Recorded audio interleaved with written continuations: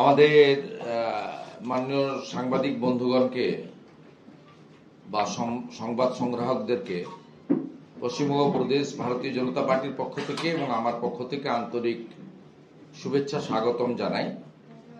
ইতিমধ্যে মাননীয় বিমল শঙ্কর নন্দ অধ্যাপক, আমাদের রাজ্যের মিডিয়া ইনচার্জ, তিনি আমার এবং আমাদের প্রধান মুখপাত্র অ্যাডভোকেট দেবজিৎ সরকারের পরিচয় ঘটিয়েছেন।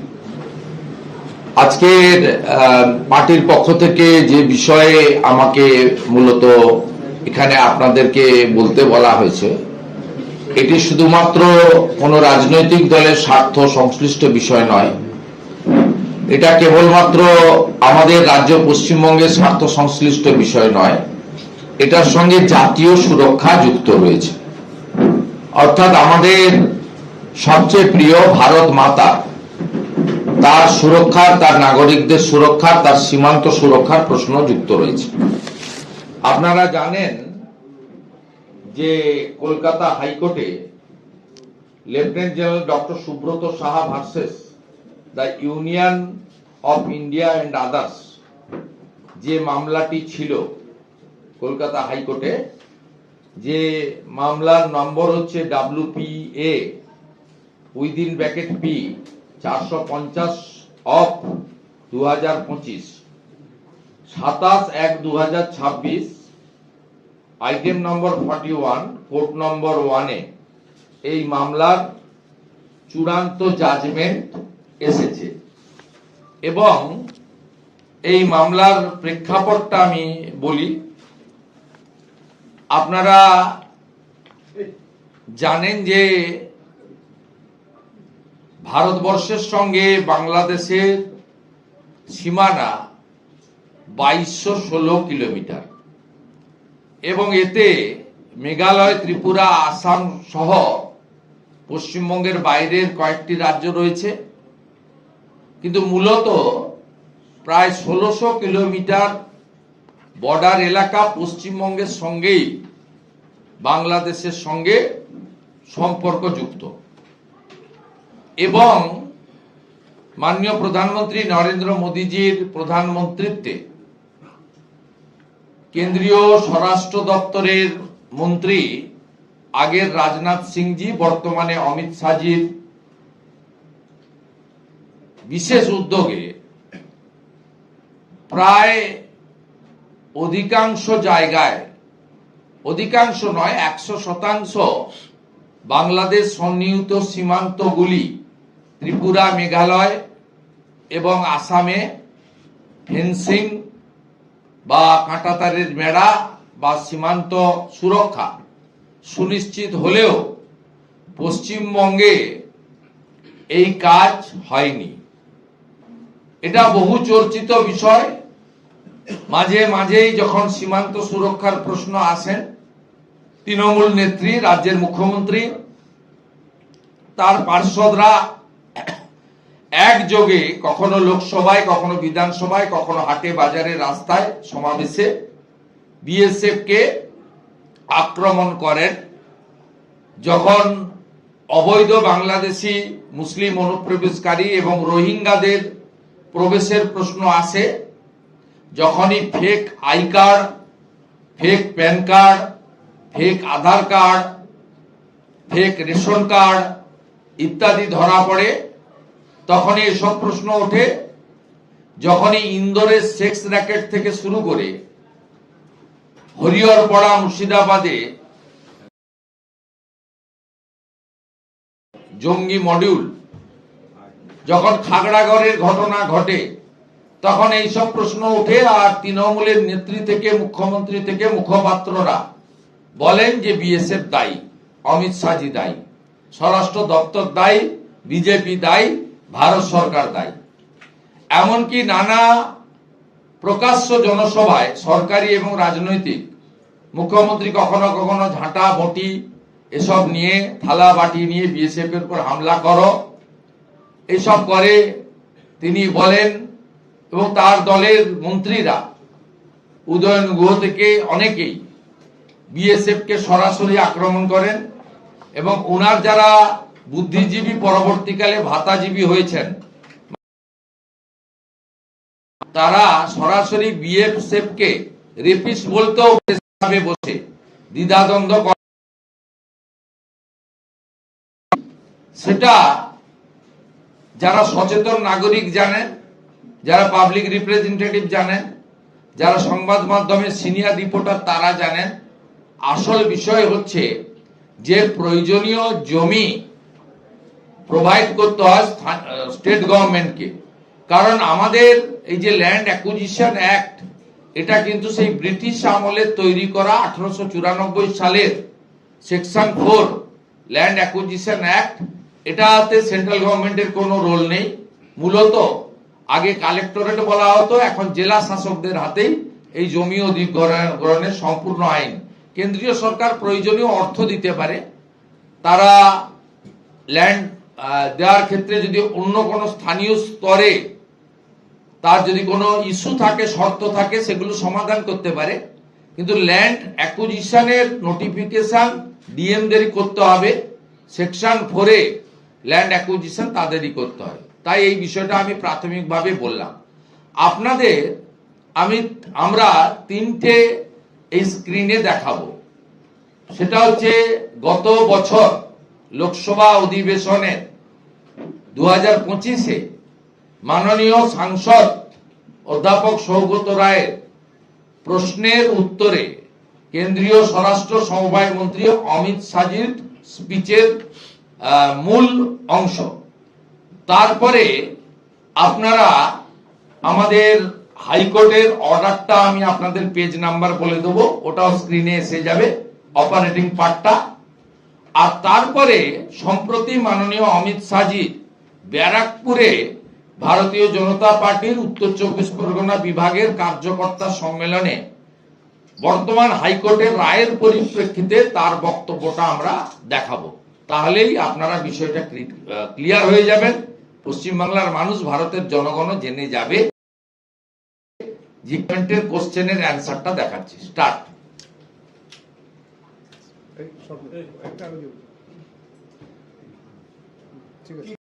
450 किलोमीटर जहां फेंसिंग होता है, घुसपैठ हो रही है। भारत सरकार की जिम्मेदारी नहीं है, हो रही है भारत बांग्लादेश की सीमा से। वहां पर कुल 2216 किलोमीटर बॉर्डर है। इसमें से 1653 किलोमीटर बॉर्डर बंद की, और 563 कहां बाकी रही है मान्यवर मालूम है? केवल एक राज्य बंगा। आसाम का पूरा हो गया, मेघालय का पूरा हो गया, त्रिपुरा का पूरा हो गया, जम्मू कश्मीर का पूरा हो गया, पंजाब का पूरा हो गया, राजस्थान का पूरा हो गया, गुजरात का पूरा हो गया, खाली बंगाल का बाकी रखा। और मैं आज कहना चाहता हूं टीएमसी के लोगों को भी, ये राहुल जी के साथ में रहकर घुसपैठिया बचाओ यात्रा बिहार में निकली।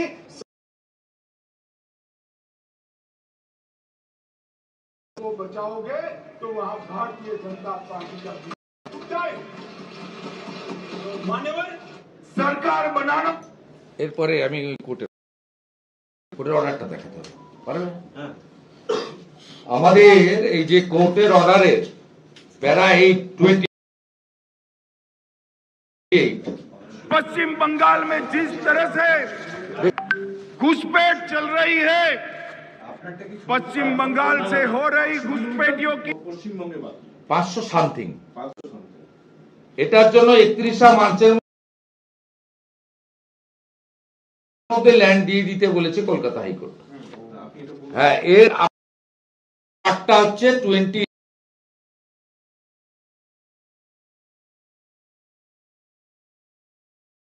প্যারা, দেখে নেন লেখা আছে 5 দিন। এবারে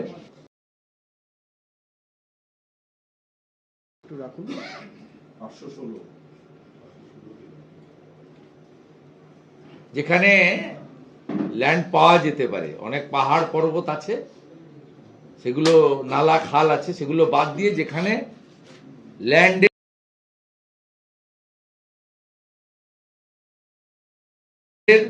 পাওয়ার পসিবল।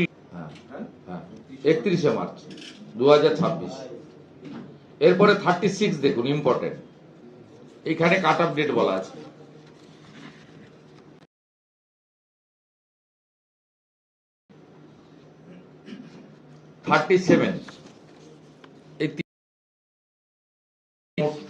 এই চারটে বিন্দু হচ্ছে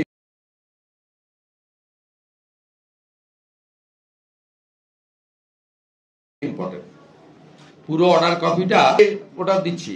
এখানে একটা কথা বলে রাখা দরকার, ভারত সরকারের পক্ষে মোট 8 বার কমিউনিকেশন করা হয়েছে এই জমির জন্য। 5 বার স্বরাষ্ট্র সচিব এসেছেন গোবিন্দ মোহনজি, এমনকি পূর্বাঞ্চলের কোঅর্ডিনেশন মিটিং করতে গিয়ে সচিবালয়ে, বর্তমান নবান্ন যেটি, সেখানে মাননীয় অমিত শাহজি তিনি নিজে উপস্থিত থেকে ব্যক্তিগতভাবে মুখ্যমন্ত্রীকে অনুরোধ করেছেন তৎকালীন উড়িষ্যার মুখ্যমন্ত্রী নবীন পট্টনায়ক, বিহারের মুখ্যমন্ত্রী নীতিশ কুমারজি, ঝাড়খণ্ডের মুখ্যমন্ত্রী হেমন্ত সোরেনের উপস্থিতিতে। তারপরেও এই রাজ্য সরকার রাজ্যের মুখ্যমন্ত্রীর নির্দেশে, ইশারাতে বাংলাদেশি মুসলিম অবৈধ অনুপ্রবেশকারী এবং রোহিঙ্গাদের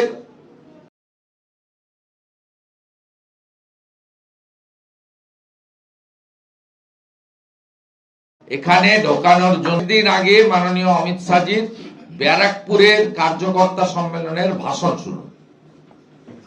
सरकार बनाना सिर्फ पश्चिम बंगाल के लिए जरूरी नहीं।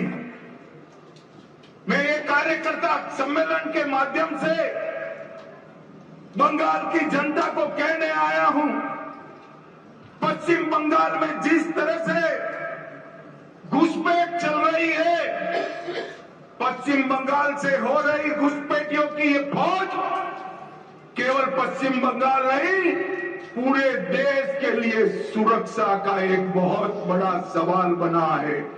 मुझे बताओ कार्यकर्ता भाइयों बहनों, घुसपैठियों को रोकना चाहिए या नहीं रोकना चाहिए? अरे जोर से बोलो, रोकना चाहिए या नहीं रोकना चाहिए? ये ममता दीदी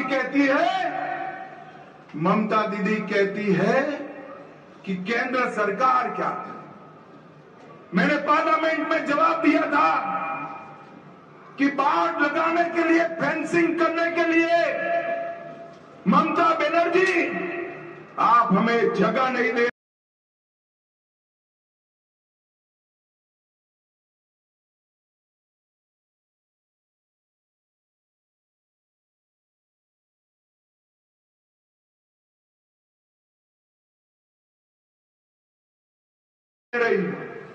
भूमि नहीं दे रही हो, नहीं, और आप यहां से फर्जी डॉक्यूमेंट बनाकर उनको पूरे देश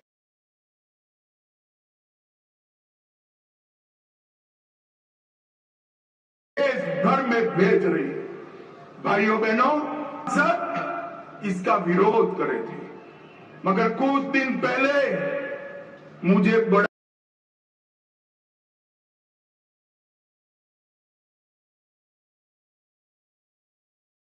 खुशी है 30/3/26 के पहले देने का ऑर्डर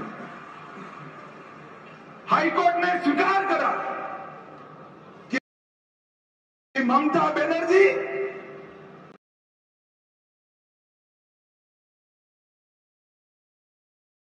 नहीं कर रही, घुसपैठियां रोकने में उनको कोई इंटरेस्ट नहीं।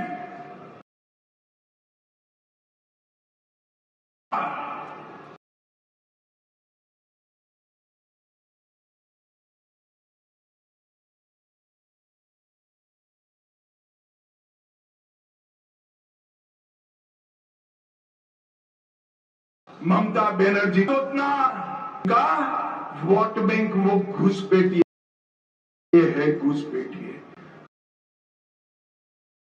बंगाल की जनता को ये भी कहता चाहता हूं कि 31/3 को ममता बनर्जी भूमि दे या न दे, अप्रैल के अंत में भाजपा का मुख्यमंत्री 45 दिन में सारी बाढ़ का काम पूरा कर दे।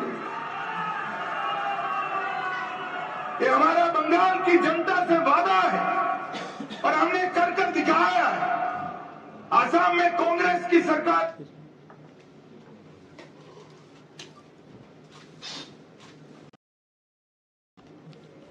বাজেটটা নিয়ে অন্য একদিন করি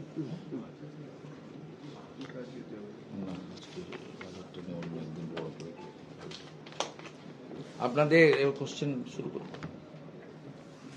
মাননীয় বিরোধী দলনেতা অত্যন্ত গুরুত্বপূর্ণ একটি বিষয় নিয়ে আপনাদের দৃষ্টি আকর্ষণ করলেন। যদি আপনাদের মধ্যে কোনো প্রশ্ন থাকে আপনারা দয়া করে প্রশ্ন করুন, তবে একসঙ্গে দুটো করে করবেন, সবাইকে সুযোগ দেবেন। তারপর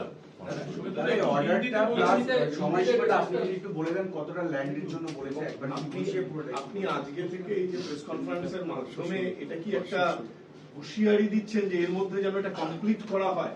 না না, হুঁশিয়ারি নয়, এত বড় একটা জাজমেন্ট এবং এত বড় জাতীয় সুরক্ষার বিষয়, এটা অনেকগুলো ইস্যুর মধ্যে, মানে কালো চাদর টাদর নাটক টাটক এসব অনেক কিছু তো চলছে, তার মধ্যে এই ইস্যুটাও পশ্চিমবঙ্গের জনগণ খুব উদ্বিগ্ন।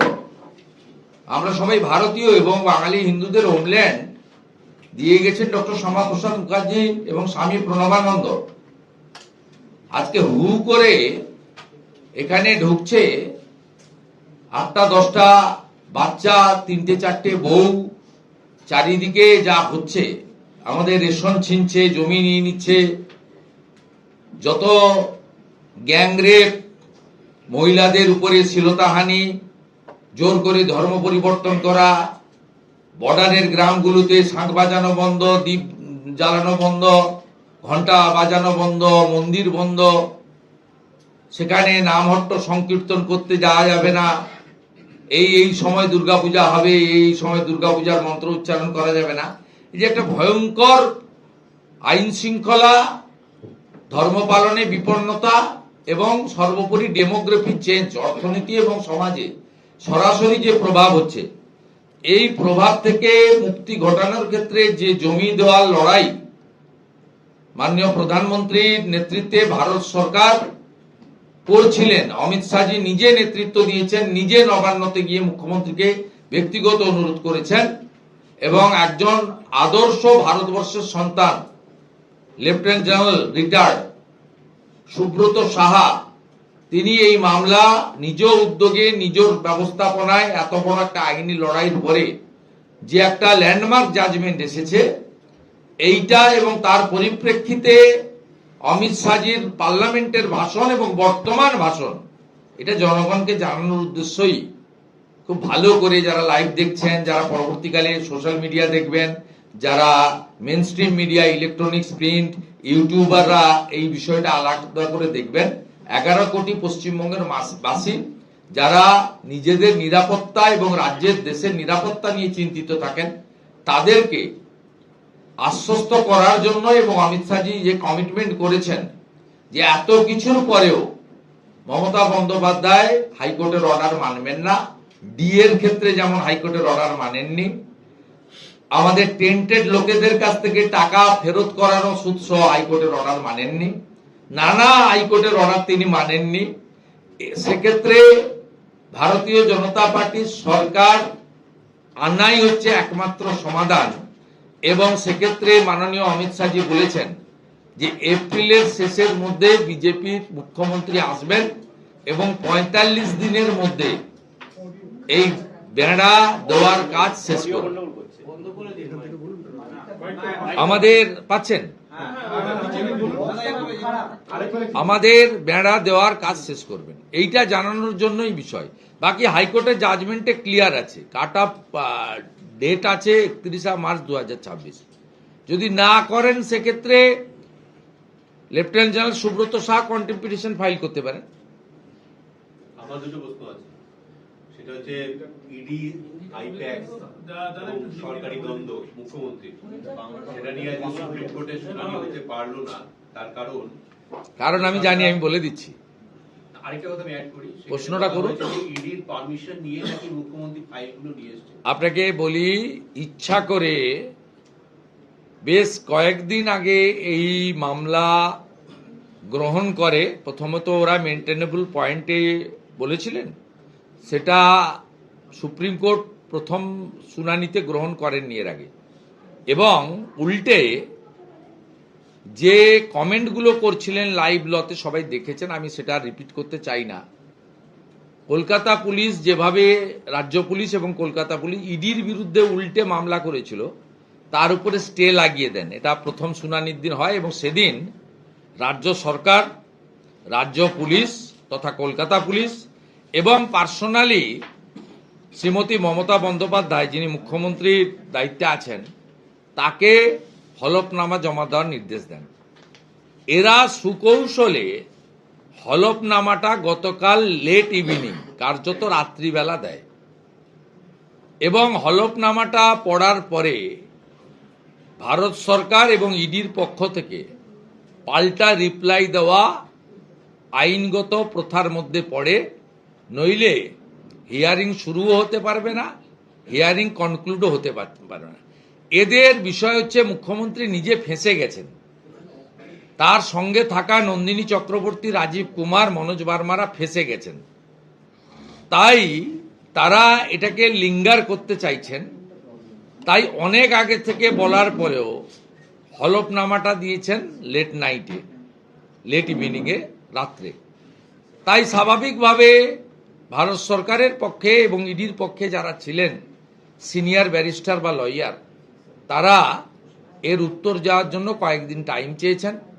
যথাযথভাবে আইনি প্রক্রিয়া পদ্ধতি মেনে সর্বোচ্চ আদালত 1 সপ্তাহ টাইম দিয়ে 10 তারিখ মঙ্গলবার 2টোর সময় এই মামলা শোনার জন্য রেখেছেন। আপনি যে প্রশ্ন করেছেন মুখ্যমন্ত্রীর করা হলফনামা, মুখ্যমন্ত্রী যে সারাক্ষণ মিথ্যা কথা বলে, হলফনামাতে আরেকটা প্রমাণ, এবং এতেও আমি মনে করি নিজেই ফেঁসেছেন। তিনি বলেছেন তার দলের অত্যন্ত সেন্সিটিভ কিছু ডকুমেন্টস তিনি ইডির তল্লাশিরত আধিকারিকদের কাছ থেকে কথা বলে, মানে অনুমতি নিয়েছেন। এর উত্তরে হলফনামাতে ইডি কি বলবে এটা আমার দায়িত্ব নয়, আমি জানিও না, আমার সাবজেক্টও নয়। কিন্তু আমরা সেদিন মুখ্যমন্ত্রীকে হাতে ফাইল নেওয়া অবস্থায় যুদ্ধ জয়ের ভঙ্গিতে যে প্রেস কনফারেন্স করতে লাইভে দেখেছি, তাতে উনি কিন্তু অনুমতি নিয়েছেন এ কথা একবারও বলেননি। একবার চালিয়ে দেখবেন।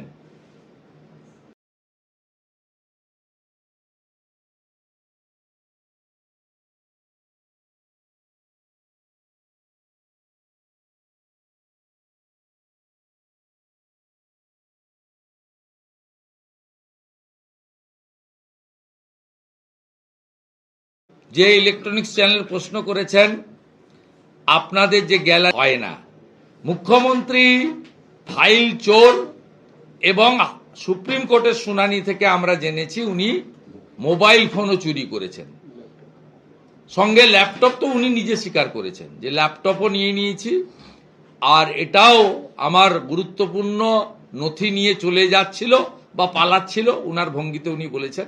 আমি ওগুলো সব নিয়েছি, আমি ওগুলো সব আমার কাছে নিয়েছি, নিয়ে যেতে নিয়েছি, আর অনুমতি নিয়ে আমি নিয়েছি। এই দুটো বাংলার মানে কিন্তু এক নয়। অর্থাৎ উনি সেলফ ডিক্লেয়ার চুরি করেছেন, উনি সেলফ ডিক্লেয়ার করেছেন ইন প্রেজেন্স অফ পাবলিক। বাকি হলফনামাতে ইডি উত্তর দেবে, সুপ্রিম কোর্ট সব দেখে সিদ্ধান্ত নেবে। ইডির পাটে এবং সুপ্রিম কোর্টের পাটে আমি ঢুকবো না। মুখ্যমন্ত্রী যা বলেছেন হলফনামায় ভয়ে, চাপে বাঁচার জন্য আতঙ্কিত, দিশাগ্রস্ত, জেলে যাওয়ার আতঙ্কে থাকা এই মুখ্যমন্ত্রী, তিনি মিথ্যা হলফনামা দিয়েছেন। উনার কথার সঙ্গে হলফনামার কোনো মিল নেই।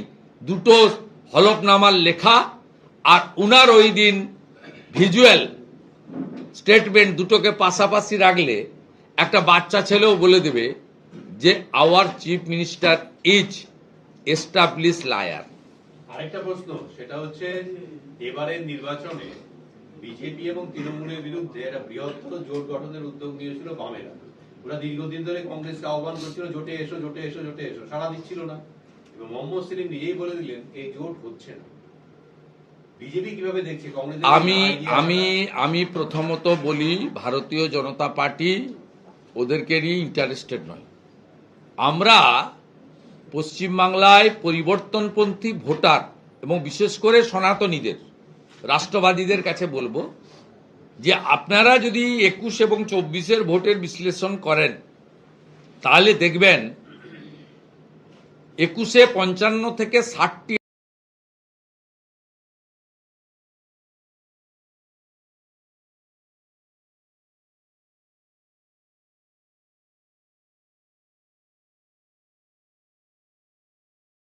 আসন মূলত রাষ্ট্রে সিপিআইএম পার্টি মূলত তৃণমূলকে এখানে ক্ষমতায় রাখার কাজটা করছেন। এবং 24-এর লোকসভা ভোট যদি আপনি বিশ্লেষণ করেন তাহলে দেখবেন কোনো মাইনরিটি মুসলিম এলাকায় সিপিআইএম ভোট পায়নি, তাহলে মোহাম্মদ সেলিম হারতো না।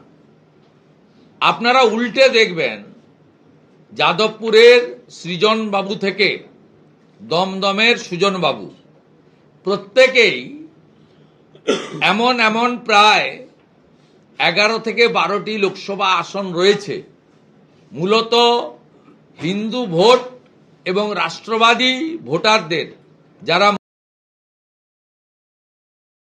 মৌলবাদ, জঙ্গিবাদ এবং অ্যান্টি ন্যাশনাল অ্যাক্টিভিটিজকে আমরা মনে করি সমর্থন করে না, তাদেরকে নো ভোট টু বিজেপি এবং নানাভাবে আমরা ঘুরে দাঁড়াচ্ছি, আমরা ফিরে আসছি, আমরা দমদম জিতছি, আমরা ব্যারাকপুর জিতছি, আমরা যাদবপুর জিতছি, আমাদের শূন্য কাটছে, সেলিম সাহেব আমাদের জিতছেন, তার আসন তো পাক্কা হয়ে গেছে, এইসব নানা কথা বলে যারা তৃণমূলের হাত থেকে বাংলাকে বাঁচাতে চান তাদের একটা অংশকে বিভ্রান্ত করে 6% ভোট কেটে আরো 12টা লোকসভা কেন্দ্রে তৃণমূলের জয় সুনিশ্চিত করেছেন।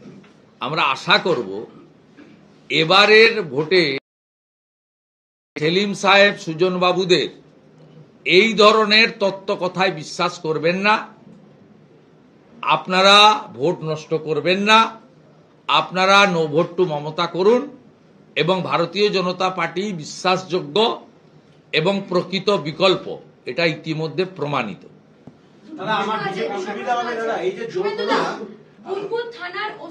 এইটা একটা ক্লোজ হয়ে যাক।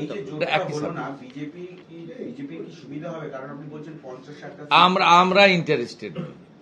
আমরা এখনো মনে করি যে দুর্নীতিগ্রস্ত, তোষণের রাজনীতিতে সিদ্ধহস্ত পারিবারিক কোম্পানি তথা পার্টি টিএমসির সঙ্গে ভারতীয় জনতা পার্টিরই লড়াই হবে এবং এখানে অন্যরা কে কি করবে সেটা আমাদের কাছে ফ্যাক্টর নয়।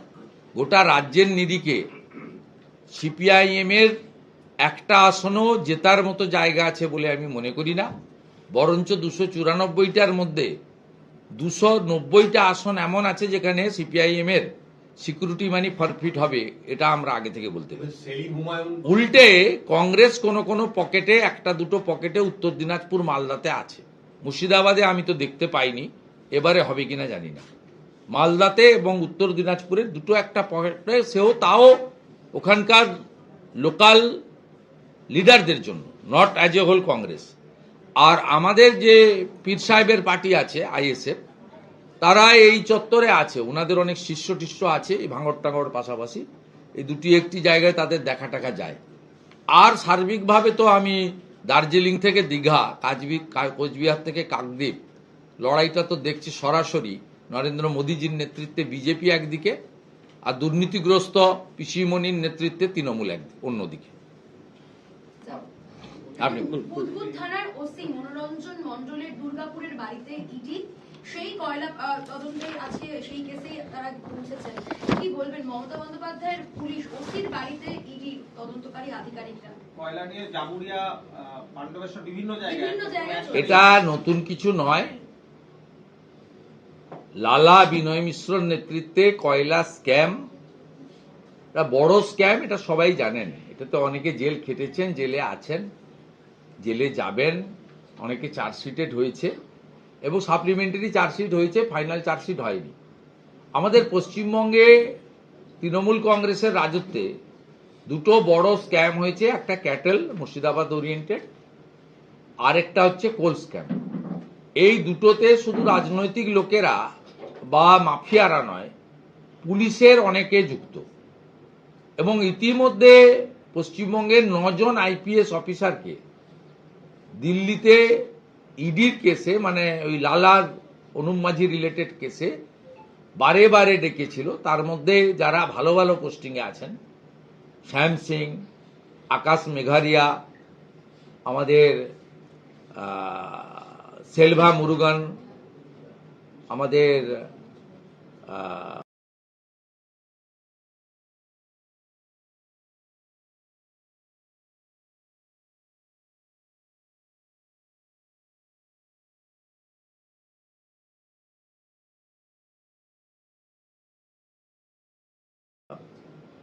আমাদের কোর্টের আপনার ডিএসপি, ইন্সপেক্টর, এসআইরা অভিযুক্ত আছেন। আমরা মনে করি যে এবারে তদন্তকে গুটিয়ে এনে যদি বেনিফিশিয়ারিদেরকে আপনারা যদি ইসিএল এর আধিকারিকদের জেল খাটাতে পারেন, তাদের সাসপেন্ড হতে পারে, তাহলে হোয়াই নট এই টেন্টেড ওসি, আইসি, এসডিপিও, ডিএসপি, আইপিএসদের বিরুদ্ধে চূড়ান্ত ব্যবস্থা হচ্ছে না। এবং এক্ষেত্রে মহামান্য রাজ্যপাল অথবা কোর্ট থেকেও এদের বিরুদ্ধে ব্যবস্থা নেওয়ার সুযোগ রয়েছে। বেশ কয়েকজনের নামে চার্জশিটে নামও দিয়েছেন। আমরা চাই এদের সম্পত্তি ক্রোক করা হোক এবং এদের হেফাজতে নিয়ে এই আজকে যিনি বুদবুদ থানার ওসি, আগে বারাবণীর ওসি ছিলেন, সেই রিলেটেডই তিনি কোল স্ক্যামের সঙ্গে যুক্ত, তাকে হেফাজতে নিয়ে তিনি 75-25 ভাগে 25 রেখে 75 কোথায় কোথায় পাঠাতেন, এটাও তদন্তকারী সংস্থার জানা উচিত এবং জনগণের সামনেও আসা উচিত। তো আর একটা প্রশ্ন করি, আর একটা একসঙ্গে করে নি তো। এসআই এর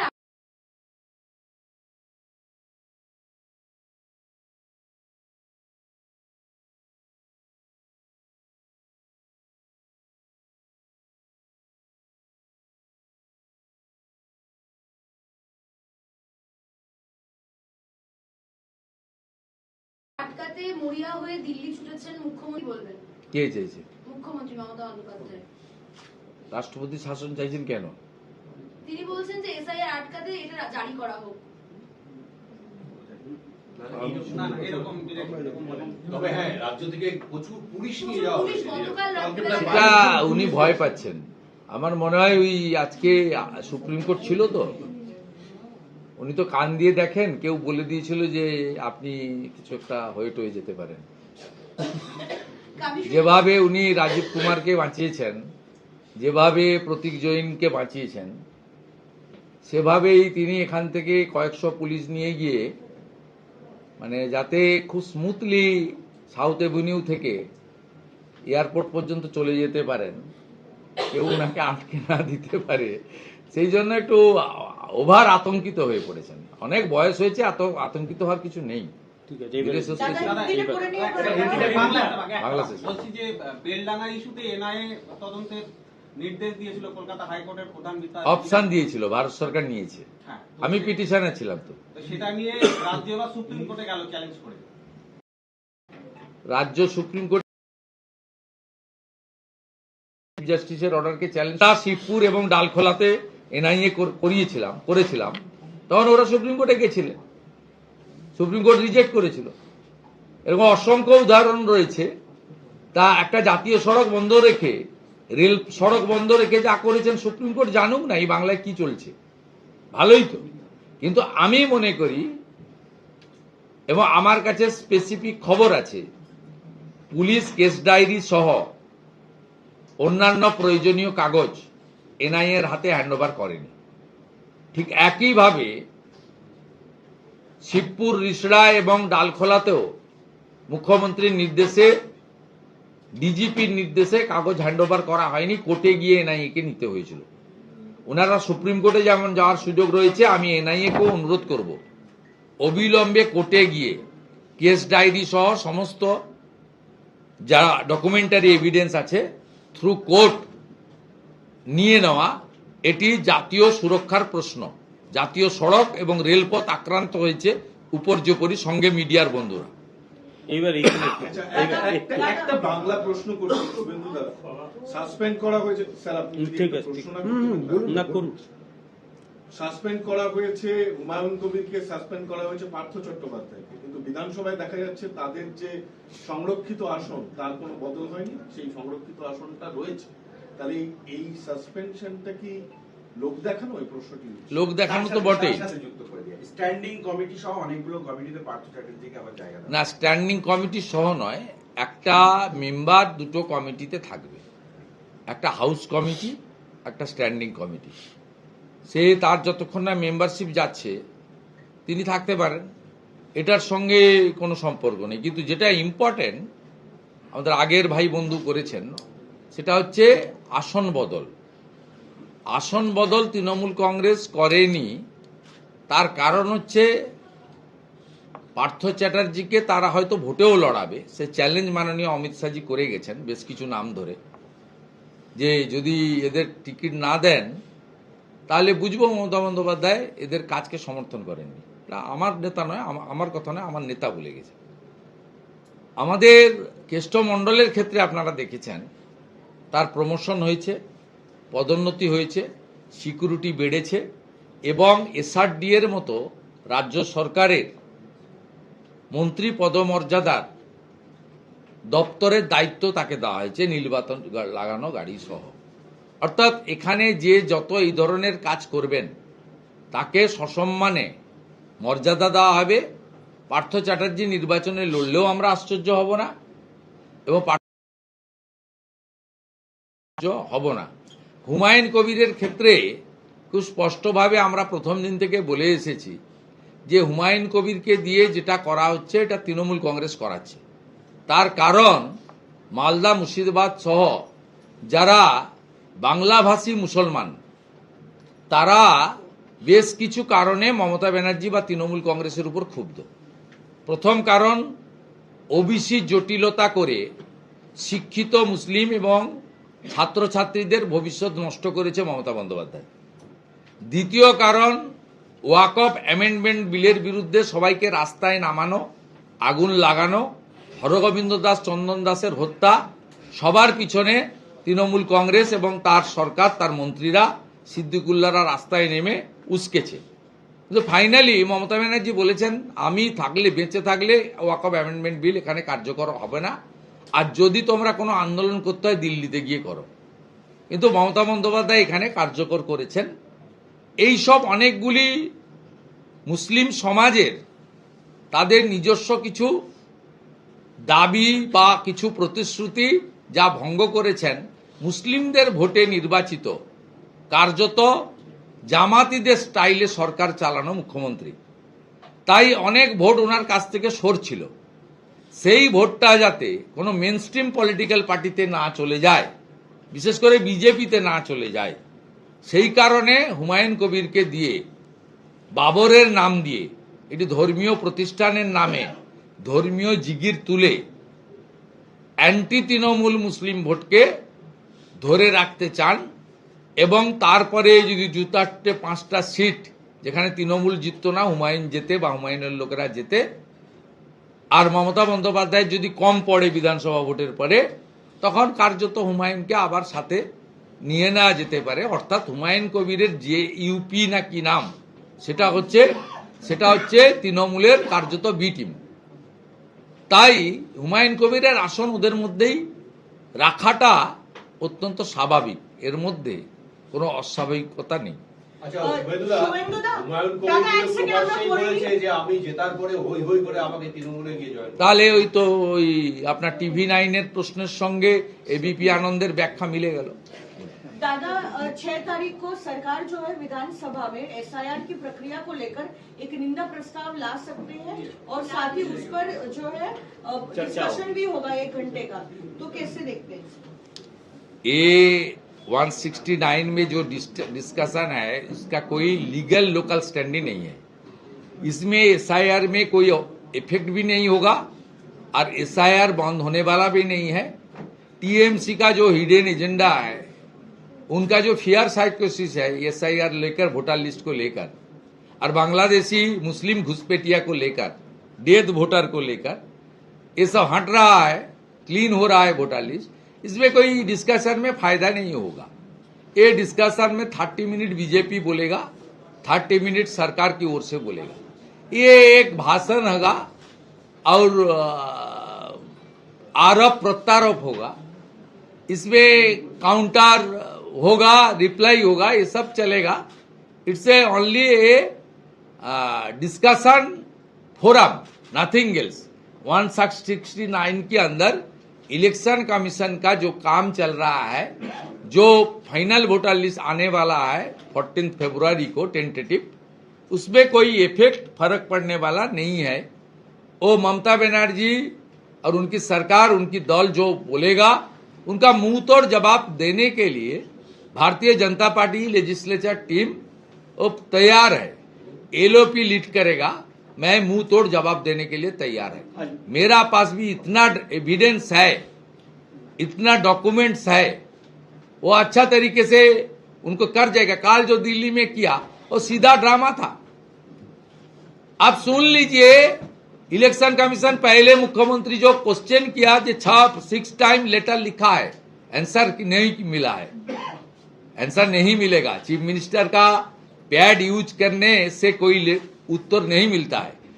एआईटीसी का, टीएमसी का, ये रीजनल पार्टी, उनका पैड यूज करने बोलिए, रिप्लाई मिल जाएगा। चीफ मिनिस्टर का लेटर का उत्तर इलेक्शन कमीशन ऑफ इंडिया नहीं दे सकता है। पॉलिटिकल पार्टी का कोई डिमांड, कोई सजेशन, कोई क्वेरीज का उत्तर देने के लिए इलेक्शन कमीशन उनको ड्यूटी बाउंड है। Second, Mamata Banerjee election commission में जब पहले खत भेजा थी, तब कॉरेस्पोंडेंट के लिए गौतम सन्नाल का मोबाइल फोन दिया। इलेक्शन कमीशन उनको तुरंत बताया, जे प्रिंसिपल सेक्रेटरी चीफ मिनिस्टर का नंबर नहीं दे सकते हैं आप, तब नंबर चेंज किया। इसका भी नवान्न से पूरा डॉक्यूमेंट मेरा पास है, जरूरत होगा तो डिस्क्लोज कर दूंगा।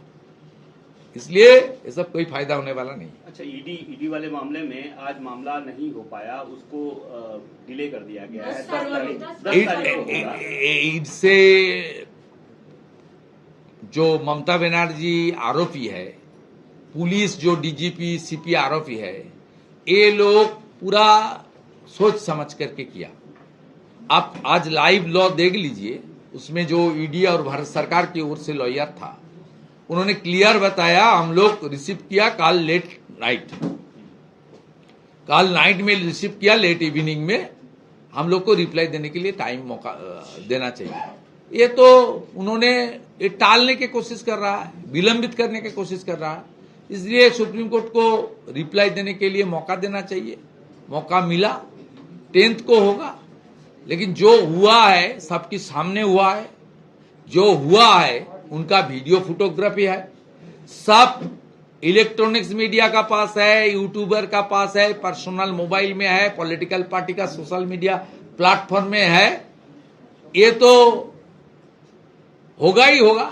देश का कानून आपके लिए भी जो है, मेरे लिए भी जो है, ममता बनर्जी के लिए भी वही कानूनी होना चाहिए। ये तो हमारी मांग है। देश की कानून बराबर है, all are equal in question of the law point of view. इसलिए ये देखिए, मेरा घर में सीआईडी भेजा 3 बार, मैं कोऑपरेट किया। मैं नहीं था, मेरा पिताजी था, दूसरा आदमी था। कोऑपरेट किया, उनको चाय बिस्कुट खिलाया, उनको पानी पिलाया, उनका बैठने के लिए जगह दिया, जो बात करना चाहता 3 बार किया ममता बनर्जी। लेकिन मैं जब सीआईडी को रोकता हूं, उनका मोबाइल फोन स्नैच करता हूं, उन्होंने एक जमीन मापने के लिए एक लेकर गया था सामान, सब मैं छीन के लेता तो क्या होता? मुझे जेल का साला भुगतना पड़ता है। ये तो कानून है। और ममता बनर्जी ईडीयू इन्फॉर्म करके कोर्ट का इजाजत लेकर आईपैक का जो मालिक है, प्रोप्राइटर है, प्रतीक जो इनका घर में उन्होंने रेड किया। आपने खुद डिक्लेयर किया बाहर आकर, मैं सब पॉलिटिकल सामान जो हमारा मेट्रिक पेपर्स था वह सब ले लिया। कोई एक बार भी नहीं बताया। मैं उनको पूछ के लिया, उनको इजाजत लेकर लिया, उनको साथ बात करके लिया, उनको साथ रिक्वेस्ट करके हैंड किया, नहीं बोला। इसलिए जो कानून आपके ऊपर लागू होना चाहिए वो कानून मेरा ऊपर भी होना चाहिए, वो कानून ममता बनर्जी के खिलाफ भी होना चाहिए। We are waiting for 10th hearing. Supreme court के ऊपर पूरा आस्था है, पूरा देश का है, बंगाल का है, सबको आस्था रखना चाहिए। और सुप्रीम कोर्ट कानून जो है देश का उसका बराबर काम करेगा, ये हमारी पूरा उम्मीद है। शुभेंदु दा, केंद्रीय रेल मंत्रक ने जितने भी प्रोजेक्ट पश्चिम बंगाल के लिए घोषणा किए हैं उनमें एक रेल प्रोजेक्ट है कि जो कि बक्सा का जंगल होके जाता है, और बीरवाहा हांसदा कह रहा है कि वहां से अगर रेल प्रोजेक्ट हो गए तो हाथी फिर से मरेंगे, जैसे सिलीगुड़ी में कॉरिडोर में वहां पे उनका डेथ हो रहा है। और रेल मंत्रक जानबूझ के ऐसा कर रहा है ताकि ग्रीनरी नष्ट हो जाए और यहाँ की जो और भी समस्या तैयार। ये बात तो ठीक नहीं है, और बाकी इसमें डिटेल्स टिप्पणी मैं ही नहीं करूंगा। और उनको जो कुछ है तो उनको रेल मंत्रक के साथ कोऑर्डिनेशन मीटिंग करके कोई ऑल्टरनेट रूट है तो देना चाहिए, नहीं तो देश की बहुत सारे एरिया में इस तरीके से हमारी जो फॉरेस्ट एरिया है वहाँ से रेलपथ राजमार्ग सब हुआ है, उसमें कुछ नुकसान नहीं हुआ है, यहाँ भी नुकसान नहीं होगा। लेकिन वो पॉलिटिकली बोलता है तो दूसरा बात है, रोकना चाहता है रेल प्रोजेक्ट तो दूसरा बात है। लेकिन एक्चुअली फॉरेस्ट को बचाना, हमारा फॉरेस्ट एनिमल को बचाना और रेलपथ को भी एक्सटेंशन करना आम जनता के लिए, ये करना है तो स्टेट गवर्नमेंट का साथ रेल का बात करके कोई अल्टरनेट प्रपोजल है तो भेजना चाहिए। रेल मंत्री बहुत काम का आदमी है, एडिशनल लैंड का रुपया भी मिल जाएगा और अल्टरनेट लैंड के लिए जो करना चाहिए वो सिंह जी करेगा, इसमें कोई दिक्कत नहीं है। लेकिन बंगाल का विकास को मत रुकिए। आप लोग आयुष्मान भारत को रुक के रखा है, आप लोग विश्वकर्मा योजना को रुक के रखा है, 61 रेलवे प्रोजेक्ट को रुक के रखा है, कलकत्ता एयरपोर्ट का सेकेंड एयरपोर्ट बनाने का जमीन देने के लिए रुक के रखा है, कोलाईकुंडा, हासीमारा, मालदा, बालूरघाट एयरपोर्ट को रुक के रखा है, राजमार्ग को रुक के रखा है, बहुत सारा एफओबी आरओबी रुक के रखा है। आप पोर्ट बनाने का जमीन नहीं दे रहा है, सागर पोर्ट से लेकर कुल्पी डीप सी पोर्ट तक सारे इंफ्रास्ट्रक्चर का काम, बंगाल का जो तरक्की विकास का काम, जिसका साथ बंगाल का बेरोजगार नौजवान से लेकर इंडस्ट्री से लेकर इकोनॉमिकल ग्रोथ से लेकर कम्युनिकेशन जितना भी अच्छा हो तुरंत हो, उसका सब काम आप रोक के रखा है। यहाँ कलकत्ता से सिलीगुड़ी तक जो 600 किलोमीटर नेताजी मार्ग है, ऑनरेबल प्राइम मिनिस्टर डिक्लेयर किया था, नेताजी सुभाष चंद्र बोस के नाम पर मार्ग होगा। ये आप बारासात में और ये जो आमडांगा तक क्या करके रखा है आप लोग क्या करके रखा है? पूरा मेट्रो कंप्लीट है। पहले चिंगड़ी घाटा को रिजॉल्व कीजिए, 660 मीटर, ओनली 660 मीटर्स। पहले उनको बोलिए, she is honourable minister also, please talk to Mayor Calcutta and the Urban Development Minister and as well as the Chief Minister of West Bengal. Please resolve the matter. पूरा जोका से लेकर हमारी airport Noapara तक rail metro complete हो गया, लेकिन चिंगड़ी घाटा का जमीन 660 मीटर आप नहीं दे रहा है। सब बात बंद कीजिए। बंगाल का विकास करने के लिए बीजेपी को लाना चाहिए, इसका कोई सेकंड ऑप्शन नहीं है।